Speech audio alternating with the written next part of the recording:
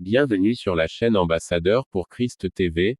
Aujourd'hui nous vous partageons un message d'amour, de rappel, de réveil, et de repentance.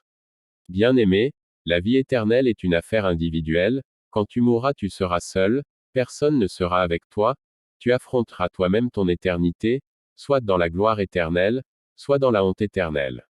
Bien-aimé, sache que le monde spirituel est très sérieux. En enfer tout est réglé, les prières ne sont pas exaucées.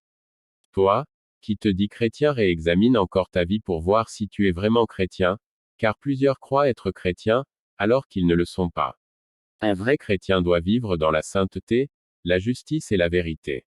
Un vrai chrétien doit faire la volonté de Dieu, et non sa propre volonté.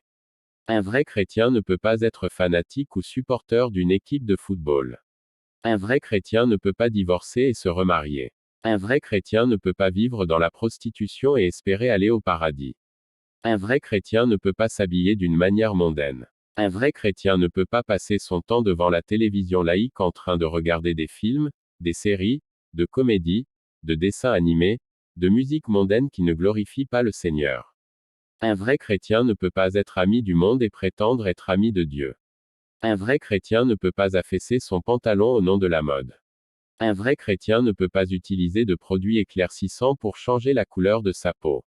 Un vrai chrétien ne peut pas prendre de boissons alcooliques. Un vrai chrétien ne peut pas fumer de la cigarette. Un vrai chrétien ne peut pas prendre de la drogue. Une vraie chrétienne ne doit pas s'habiller comme une prostituée. Une vraie chrétienne doit éviter les cheveux artificiels, les ongles artificiels, les bijoux, le bracelet, le maquillage, le pantalon pour femme, le haut talon, le coiffure mondaine, la teinture de cheveux, le vernis à ongles, etc.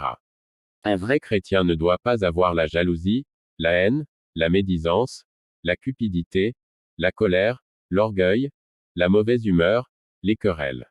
Un vrai chrétien ne peut pas être dans une secte. Un vrai chrétien ne peut pas être idolâtre. Un vrai chrétien ne peut pas avoir un langage injurieux. Un vrai chrétien ne doit pas jouer au jeu de hasard. Un vrai chrétien ne peut pas voler le dîme de Dieu. Un vrai chrétien ne peut pas se faire tatouer. Si tu l'as déjà fait, implore la miséricorde de Dieu et repens-toi.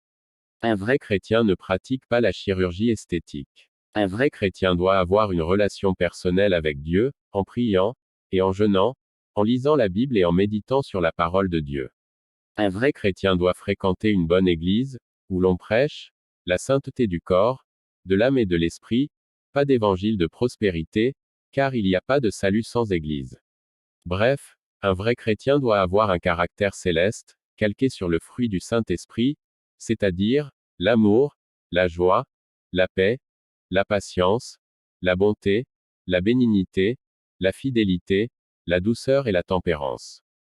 Toi qui n'as pas encore donné ta vie à Jésus-Christ, fais-le maintenant car demain peut être trop tard, selon que la Bible déclare. Ne te vante pas du lendemain car tu ne sais pas ce qu'un jour peut enfanter. Proverbe 27/1. La Bible, la parole de Dieu, nous dit dans 2 Corinthiens 5h10, car il nous faut tout comparaître devant le tribunal de Christ, afin que chacun reçoive selon les biens ou le mal, qu'il aura fait, étant dans son corps, rien n'est caché devant notre Créateur, le Créateur de toutes choses. Mais tout est à nu et à découvert devant lui. Tout ce que tu fais dans le secret, même le penser du cœur, est filmé et enregistré. Jérémie 17h10, Hébreux 12/1. Le jugement devant le tribunal de Christ nous fixera le lieu de notre éternité, c'est-à-dire le paradis ou l'enfer, selon le bien ou le mal que nous aurons fait étant en vie sur la terre. Bien-aimé, le monde spirituel est très sérieux que vous ne le croyez, raison pour laquelle Jésus-Christ est allé jusqu'à l'extrême pour nous sauver. Mourir d'une mort honteuse sur la croix de Calvaire n'a pas été facile pour notre Seigneur. Jésus-Christ vous rappelle aujourd'hui d'abandonner le camp de Satan, car le vocabulaire humain manque de mots pour décrire la souffrance et les horreurs de l'enfer. Lieu caractérisé par les cris de désespoir, la soif, la faim, le ténèbre épaisse, la torture et les moqueries de démons, la peur constante, le feu, la chaleur, la solitude, etc. Jésus-Christ dit qu'il y a des pleurs et de grincements de dents. Matthieu 8h12, 13h42, 13h50. Arrête de courir vers le monde, sache qu'il y a un enfer à fuir et un paradis à gagner.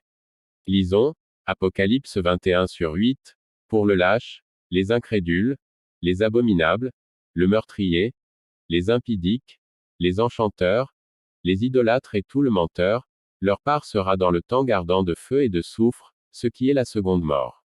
Merci d'avoir suivi cette vidéo. N'oubliez pas de vous abonner et de cliquer sur le bouton j'aime pour que la vidéo soit visible pour d'autres personnes.